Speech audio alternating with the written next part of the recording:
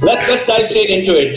Large financial institutions, they need to deal with regulations, the uncertainty around it, particularly with Mr. Gensler doing what he did yesterday. How is Blockdaemon's approach different?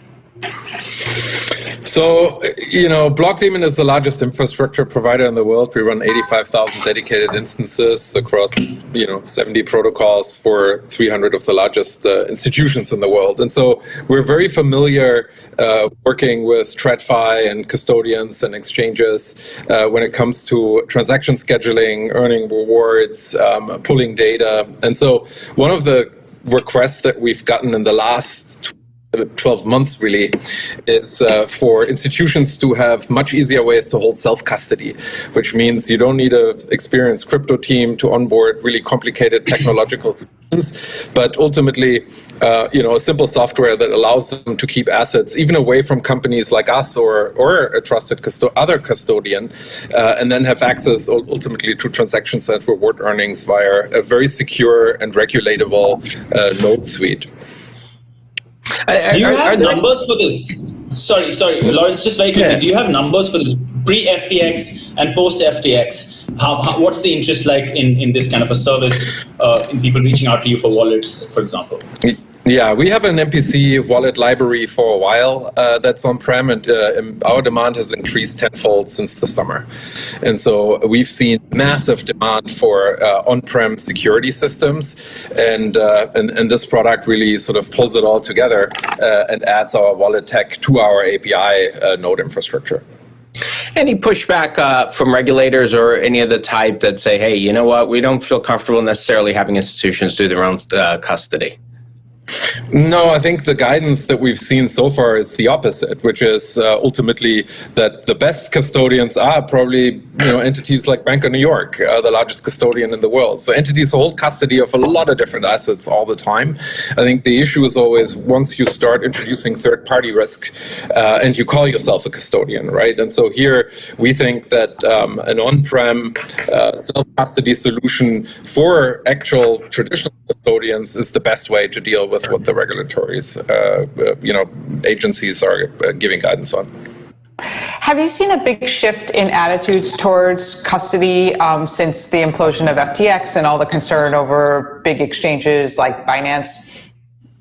Yeah, the biggest shift we've seen is that a lot of institutions don't trust crypto native institutions maybe as much as they did in the past.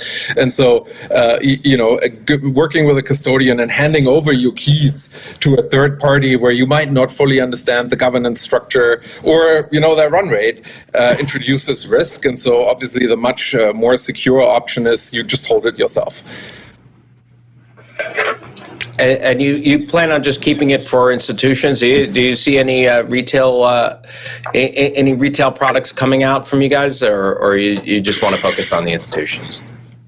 We're at heart a B2B2C play, and we sell software to entities to ultimately offer best-in-class crypto experiences to their end users. So we will and provide technology to allow our customers to offer retail wallets. And so we're not going to do it ourselves, but we're going to give people technology that really does this in a way, and I call this the Spotification of crypto, which is really what the next 5 years are about, is to really have much better user experiences and functionality than incumbents, right? And so that's really what this is about, and that's what our tech allows institutions to offer their customers, which is why the node infrastructure, the transaction layers is pre-integrated.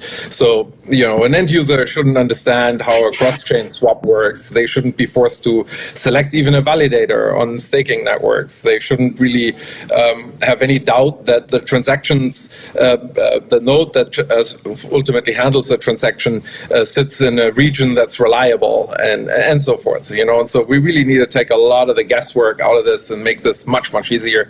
And so Blockdaemon will always sell software to institutions to do that better. I have one final question for you. I loved what you said, the Spotification aspect. It's really interesting.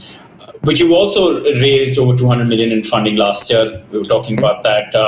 You're obviously connected with several crypto companies and firms in different ways, financially or otherwise.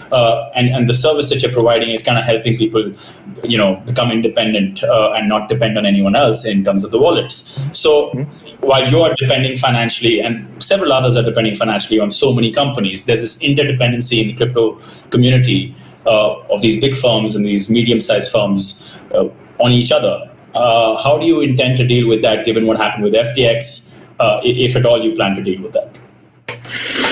Well, so there's a couple of different ways. So first of all, we have 50 to 60% market share in the sort of top 20 categories of custodians, exchanges, TradFis, fintechs. And so we're a very ubiquitous layer in the stack as a software company.